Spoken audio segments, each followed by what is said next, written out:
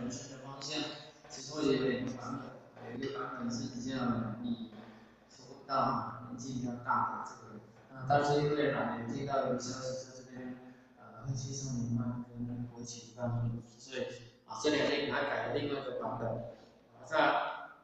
各位姐就当做或者在对接下来讲这个题目，那一起来跟班或者思辨这样的内容是不是啊？那或许讲就喜欢多媒体，喜欢讨论互动，所以喜欢听。如果您各位觉得需要想一想，能够思考，我们会留一点时间把它想想，让它来发表，这样好不好？那既然题目叫人生的方向，叫谈人生是什么？我们都知道，所谓的人生一定有个起点，就出生，会有一个终点叫死亡。在生跟死之间，就是我们这辈子的人生，对不对？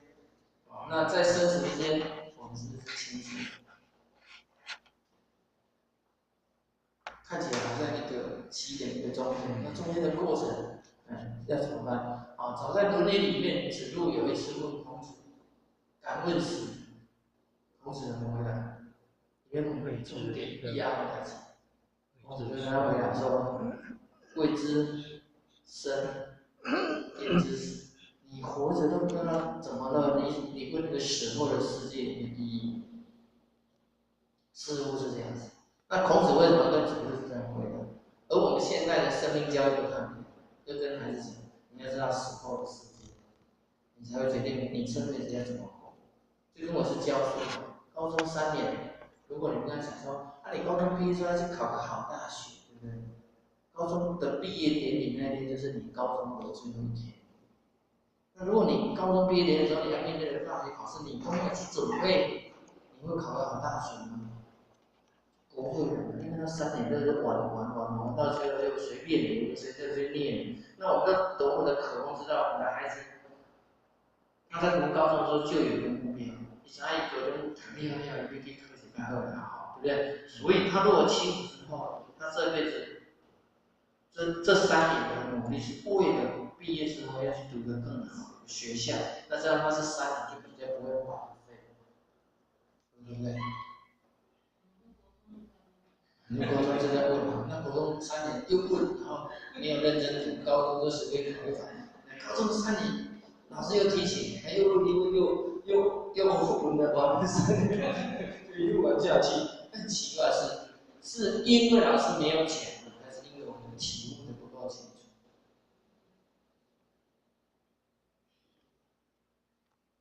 五宝村各位知道啊，是米包是老黑的。国中的时候嘛是非类的，拢不咧读书，牛头班的牛头。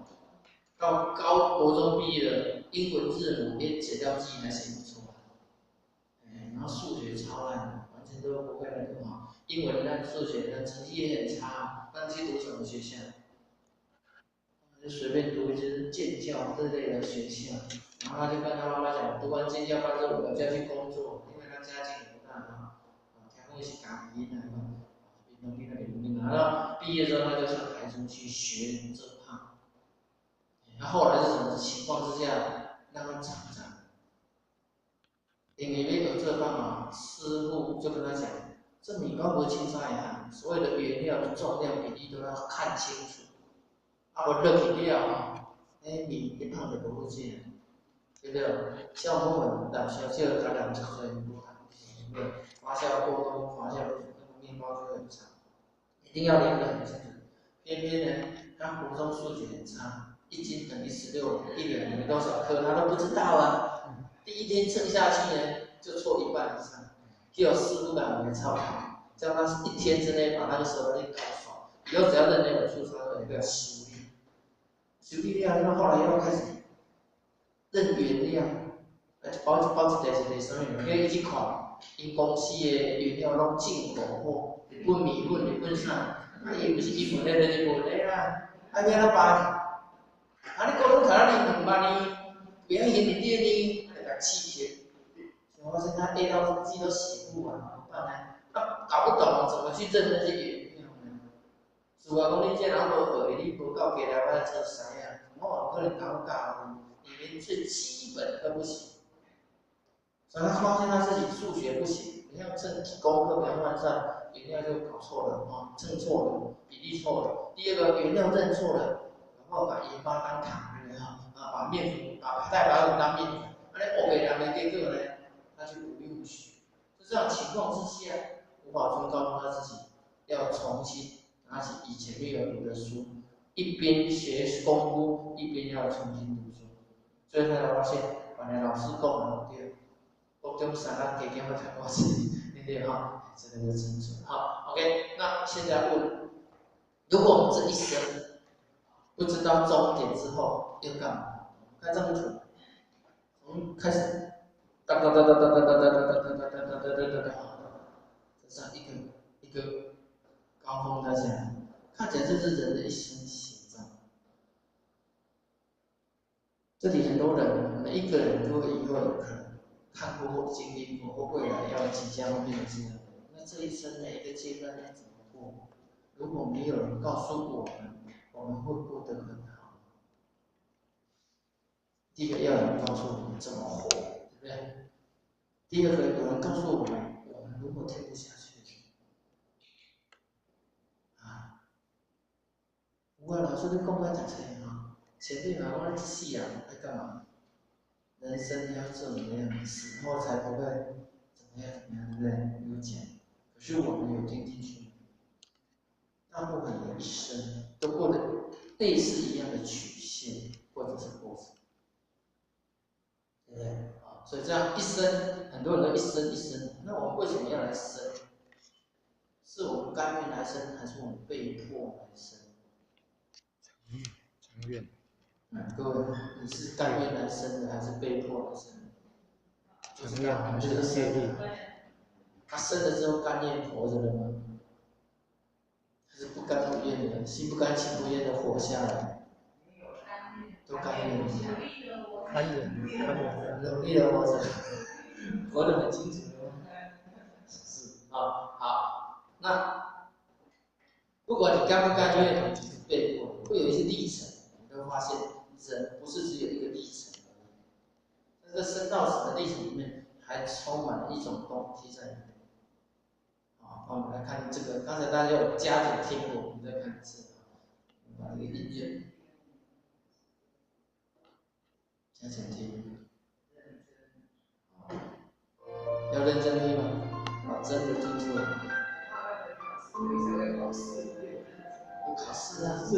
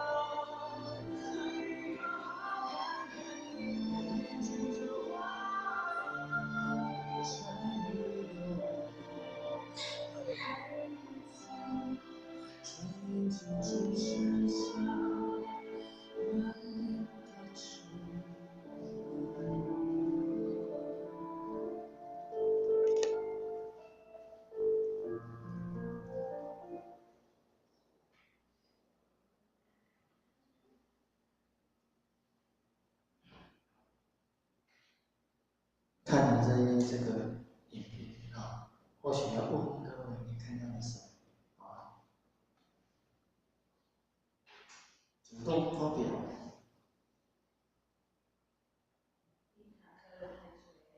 啊。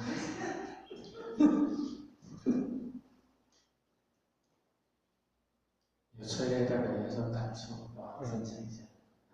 还有什么不够？我这个麦克风够了。可以。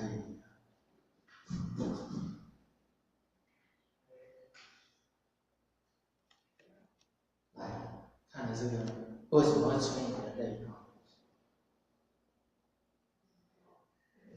来，金珠姐。看一点感受的，讲感受，或者你觉得这个影片里面给你记住了，我们今天真的是来论道。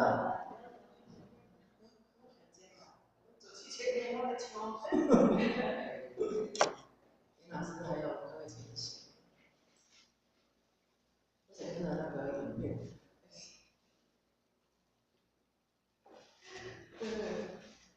也不晓得怎么讲。虽然我是跟妈妈来这个，我觉得每个人都有经过叛逆期，对。因为觉得父母亲妈妈讲的话好像太过时了，所以其实看到这个影片就好像是在看我们以前的自己吧。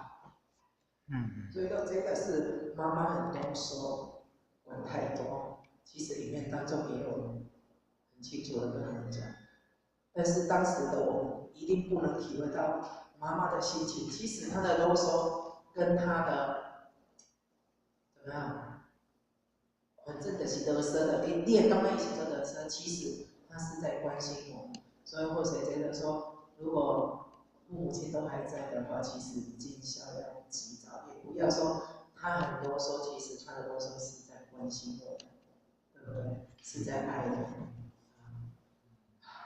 我也好。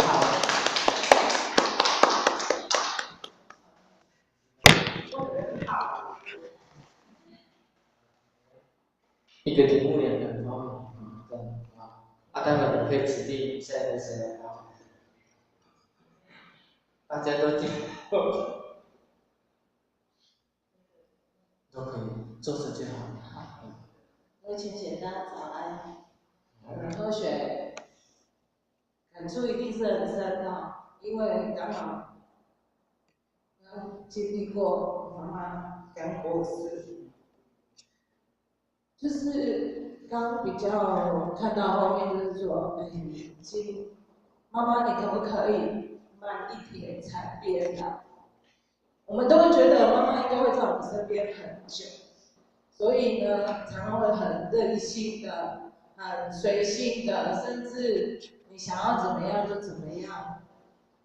你总是觉得妈妈她不会那么快的离开你的身边，但是人生就是那么无常的事情。对，所以刚刚讲的，尽孝当然是要及早，当然我们道理大家都知道，可是呢，你在当下，就像刚刚讲的，妈妈可能有时候很啰嗦，可能有时候很会念啊，或者怎么样，但是她都是爱我们。然后昨天或许也看到一个影片，那就是说，大人在责备小孩的时候，都会觉得说，骂你，可能他当街他就在骂你，他认为我这是爱，我是爱你，我才会骂你。但是我们的严厉的表情，让小孩认为说，原来爱就是这样。这其实是一个相对立的亲子关系。所以呢，这个影片让我觉得说，小孩可能他在成长过程，从小刚刚1岁、2岁、4岁这样。那个阶段，他是最需要妈妈，因为他还没有独立的能力。当然，到他青春期、叛逆期的时候，他就是有他自己的思想，所以他的意见就开始多了。那时候的争执，如果我们再换一个角度，我们是当妈妈的角色，可能就是我们在当下，我们的言行、我们的表情、我们讲话的那个方式，如果可以缓和一下，不要认为我爱你，我才这么严厉的责骂。当然，小孩有时候真的很叛逆，你讲到会气心的，那个脾气不是说你要马上可以让他缓和下来就可以的，所以这都是学习的目标。对，那当然爱要及时啊，然后行孝也要及时。哎，那是我选的感触，希望大家不要有遗憾，谢谢。这个里面主要两个角色，一个是妈妈，一个是女儿，对不对？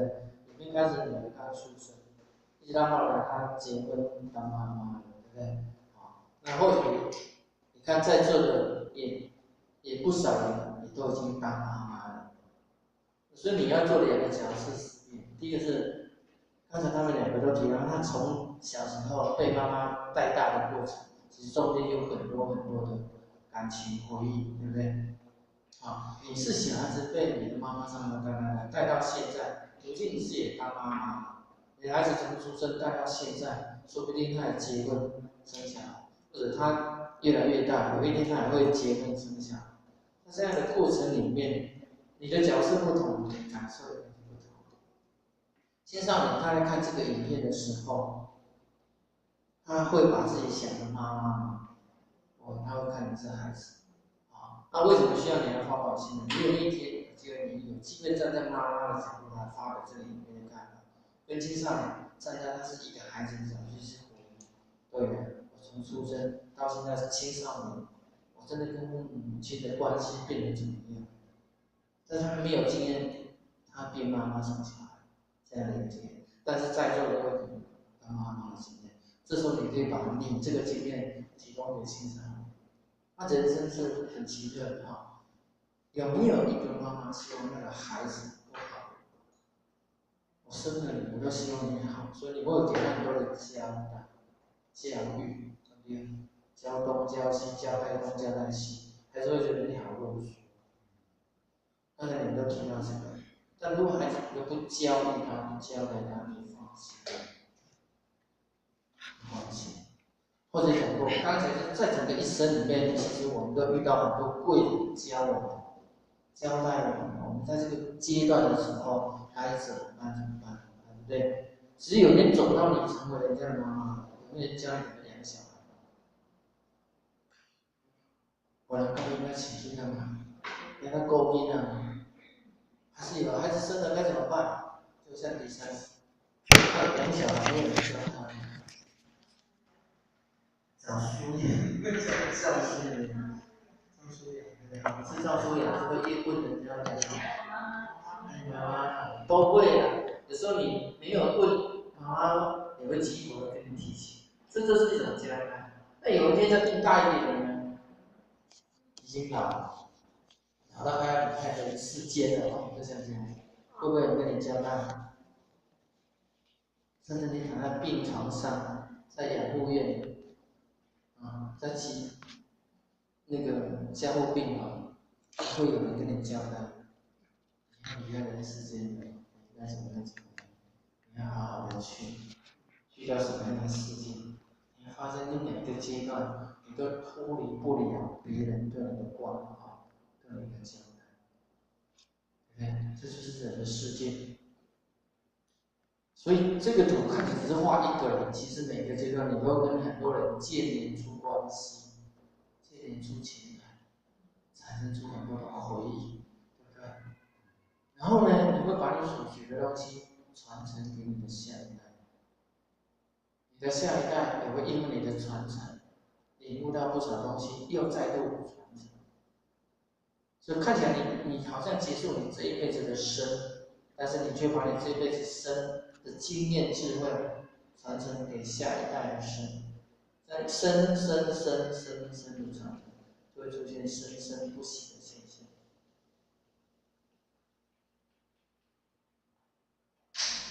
或许讲太快了，或许应该跳到下面的图案去。好，那这是我们要思考，到底什么是人生？不是只有这一个图案而已，可能也不是只有身为妈妈小孩子的关系而已，人生其实百种之爱，对不对？好，非常非常的有哈。好，但是在这一个历程过程里面，我想我是真的只有一个人啊，我应该怎么过这一生？这几个去识别。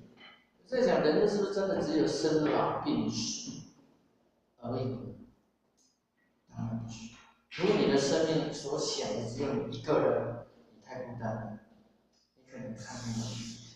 好，如何把我们这一生通过种种的阶段的一个学习或者是传承，我们创造更多的生命的意义，达到生生不息之伟大，这个是我们的思考啊。但是很多东西如果没有人交代，我们不愿意去领悟，它其实都这个历程只是很平淡、很肤浅的就经历过了。出生到现在，其实我们经历了很多事，那有多少还在我们脑袋里面有印象的有多少？第二个，我们领悟了多少？如果有一天你真的妈妈了，只要那个年轻孩子，他还在经历很多事情，你多么期望他每一个经历都可以带来很多的礼物跟成长，对不对？当你的孩子正在受伤害，当你的孩子正在迷妹、正在成人的时候，正在那边泄气的时候，在那边哀伤的时候，你会着急吗？可是你会怎么做？或者你做了，很可能那个或者要讲这么多个过程说，其实我们今天要探讨的生命除了人生除了生老病死之外，我们还有很多很多的课题可以去经历、去体会，甚至去传承啊。好，那或许要进入我们的主题，或许要用4个段落来谈这个人生啊。第一个是百态的人生，第二个努力的人生。人生百态，第二个希望能够建立，我这一生不是来混的，不是来匆匆过的人生，我们有努力的精神。你希望你的孩子努力吗？这一生？那努力是教他就会了，不教他努力，他会不会努力？不一定，也不是有人教嘛。这个中庸说“或生而知之”，不用教他就很努力了。有的是学而知之，学了他就懂。有一种是困了，就是因为遭受人生的困境，不得不去努力，不然他活不下来，不然在这世界上并没有办法那么的安稳。所以我们渴望我们的孩子建立一种价值观，这辈子你要懂得努力，重要不重要？第3个，无常的人生，也希望我们的孩子体会人生无常，因为无常才会懂得珍惜，甚至才会懂得进入第4个人生说法的人生。每一个人生的层次可能会一层比一层高。如果他一直停留在某种很低层次的想法而已，他会深深都来世界，都来师生得道轮回。就像我们的孩子读国小读得来，读了国中之后呢，他拒绝学习，我讲对我上轻了，我爱学，我就国小就我来把轻的走。所以他国中的课程学得好，学不好，学不好。国中学不好，到高中呢就更不好，因为他不愿意再往上一层去学习，越往上的学习是越深奥、越繁琐。4生6代的生命体验也是这样，一个很沉稳、很简单的，他就是当4生6代线的一种物种众生。也就刚刚的几个细胞就组成他这个肉体。而这样的生活，这样单纯、这么短暂的生命，他能领悟什么？慢慢有一天得到人生的万物之灵，万物之灵都体会领悟的可多了，对不对？那边是在不能站出来，聪明的笨人，带我去看百态的人生，种力启发种人。我相信这几种人，都是这种人，那你要去体悟什么样的人？如果你懂得体悟的够好上升，你就会处理人的世界往上提升，变得更好，对不对？那我们当然常讲要能够处理四生六道的轮回，甚至超生了死，那是因为在意境上你必须要有一定的提升。你哪能一直处于在人的意境、人的体会，那你能不能处理生死？很难。可是我们从我们求人道到现在，我们听了很多道理，但让我处理这种意境，还是我的想法还像人而已，我还在四生六道轮回的意境。因为我的思想只有这样子呢，我要升上去其实很困难。就算我们的济公老师，虽然我们弥勒祖师有他的大愿力把你接到了那个世界去，从国小到国中去，那我们会适应不了。因为那个境界里，我依然停留在这个世界，不愿去学的话，就可惜啊。所以其实这一生，其实如果我们愿意去好好的学，等我毕业的时候。我从国小毕业要到国中，我有这个能耐，可以在国中涉猎3年，好好学习，好好成长。这样我国小这6年就没有白费。到了国中又好好的学习，进入高中，因为我国中认真学习，所以可以在高中的学习适应的还算蛮好，对不对？这就是后学长的人生，是基本的认真跟信念。如果这个信念没有，你就会发现你会空过一生，白来这一章。好，那我们现在看第一个百态的人生。这里很多人，然后就讲几力气拜嘛，对不对？你是里面的哪一个呢？知道啊？好，那为什么要百态？在我们人至少有人富贵，有人贫贱，对不对？哪个是感情？你让他说，那你要富贵还要贫贱？对吧？有人期望贫贱的吗？济公老师就是一定要破那一样的贵气，为什么不追求富贵？那不是没有那个条件呢，啊！而且这台湾的前3名有钱人，好野人，这全世界前3名的好野人，都有钱。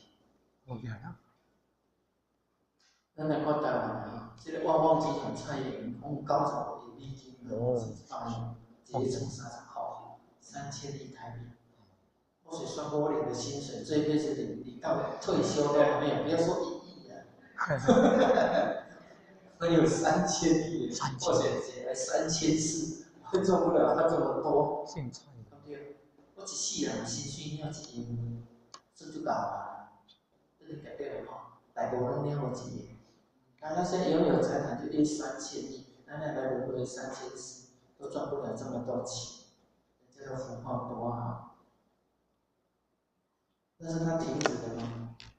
他在赚钱，他这个算小咖，因为国际上都讲，他的钱还是他的几十倍、几百倍，不要算多少倍，100倍就好了。他是蔡英文的100倍才，那3000是在乘130万次，让你出去30万次，你看看这几，那种第二财产偌多。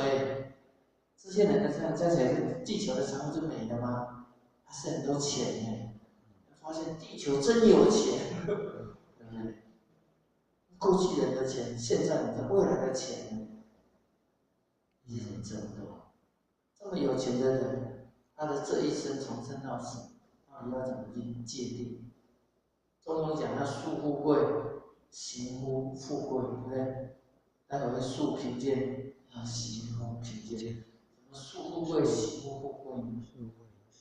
是啊，这个不是只有钱就真的决定你的人生啊，像我们谈贫贱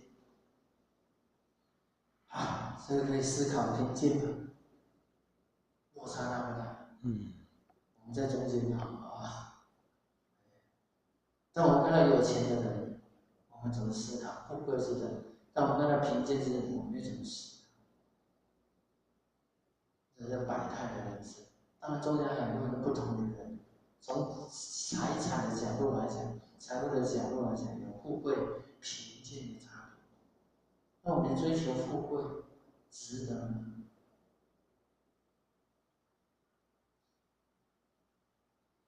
要不要把这一生拿来追求富贵，还是把它拿来抛弃贫贱？我敢说，我不敢追求富贵，我可能没有能力，但我希望不贫贱就好。抛弃得了吗？是啊，这是第一种百态人生的第一个概念啊。但或许没办法全部都有，用几个角度来思考。第一个角度，美丑胖瘦，在乎不在乎？在乎啊。花再多的钱也舍得，对不对？听说要变成怎么样？花1000万要不要做？1000万。如果右边的那个人，人家跟他讲，你卡1000万，我把它变成左边这个，愿意吗？还要钱啊，对不对？韩国听说韩国人做医美的风气最好啊，最流行，整一个生日礼物送你还有一笔钱去做医美，那一笔钱基本上全身都做完。没有，做完之后后面要不要后续的保养、维护？有没有？要玻尿酸不是打一次就算了，对不对？不自己又来玻尿酸，这辈子你可能不但靠玻尿酸，或做不断的手术来维持你的外表，可能这辈子真的花1000万保有这个美丽，知不知道？你赚的薪水拿来维持这个美貌。可是不要像右边那么丑，有一点点丑就很多人在遮住了，告白对不对？花太多的钱，说不定会愿意。为什么会了解这个东西？当一个人的念头非常在乎什么东西哈，他的生命、人生就会花比较多的精神、心血、时间、智力去追求这个东西。这是百态的人生。当我们的孩子看的是百态人生，或者您看的是百态人生，你会在乎的是什么？这就成为后面人生课里面很重要的一点。从生到死，你在乎什么？你将会去追求什么？实践什么？那要给我们的孩子，给我们自己什么样的人生价值观？重要不重要？很重要啊，对不对？胖瘦呢？刚才看的都是女的，现在看男的，对站那些啊，瘦的要减，吃胖一点，胖的要减肥一点。对，什么都不好，中庸，美丑有没有中庸之道？你们要睡嘛，要把等我的话，要平凡一点嘛，你有吗？还是都要追求美嘛？那你给我告诉你，白雪公主以后，魔镜，还要追求世界第一的那个美丽，这个是，这是人生百态的第二面。有人真的很在乎这些外表，对，第一类在乎财富嘛，地位嘛，第二类在乎这个外表，第三类又在乎什么？财产。第一类财富地位，对不对？第二类外表，第三类地位嘛，富贵的贵算地位，有没有这样子？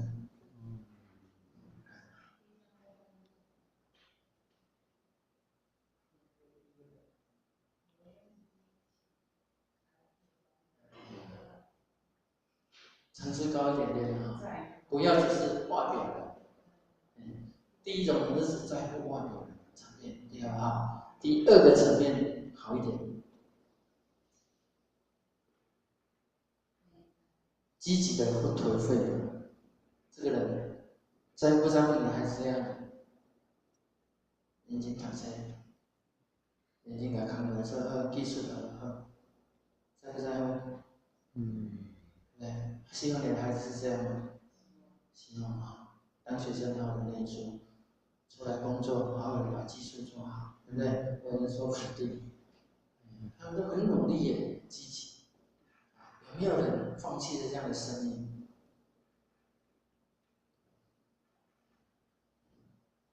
有没有？有，颓废，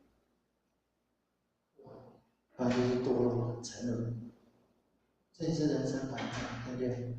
看起来还是外表，可是重点是内心的实现。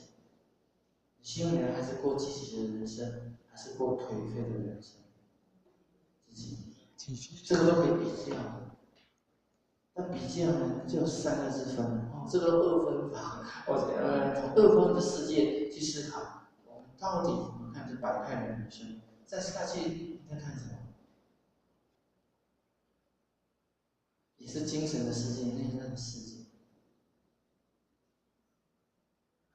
你希望孩子拥有什么样的心？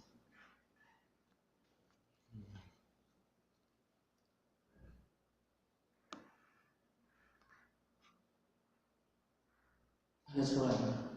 陈述句一个很平凡的人，所以奉献很多，是台湾一个非常光明的力量，对不对？右边的地震打了，有没有去救灾？牺牲奉献，不眠不休。人家都在家里面睡觉，他们在旁边的棚子躺一下，待会轮班到要继续去抢救。其实这种职业或这种精神不得了，对不对？那我们希望我们的孩子都这样的人，好吧？有多少愿意做这样的人？我很认真的读书了哦，我不见得会愿意当陈述局，我不见得愿意去救灾现场。宁可在办公室，在指挥总部讲一讲给他。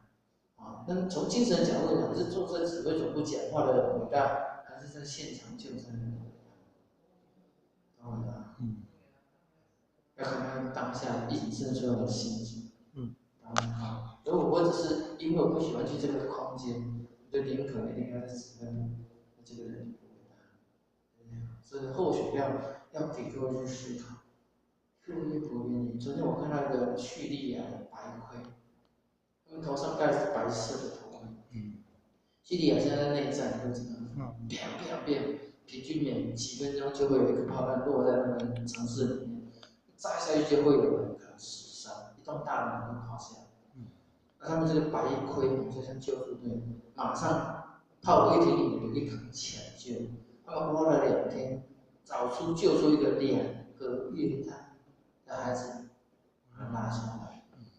他的妈妈有听到孩子的哭声，但是都是断言成被压榨，就靠着这个白盔救援队，10几个人硬挖，挖了2天才把孩子硬是救出来，非常令人感动。联合国诺贝尔和平奖，听说今年都颁给白盔救援队。据说或许很棒，只是听说，大家的评价很高。在充满了战那么危险的时候，一会是叙利亚的政府军，一会是俄国的军队来轰炸，但他们就这样抢救，随时的任一条都能救出来。他们一共有2000多个志工，在整个叙利亚的这个国境里面，但因为救难，他们已经挣了100多个人。好，那这个就是各个学员的思想，去救人自己也可能面临危险。为什么白盔救难要愿意这么做？他们是什么样的思想，什么样的精神，支撑着他们去做这些行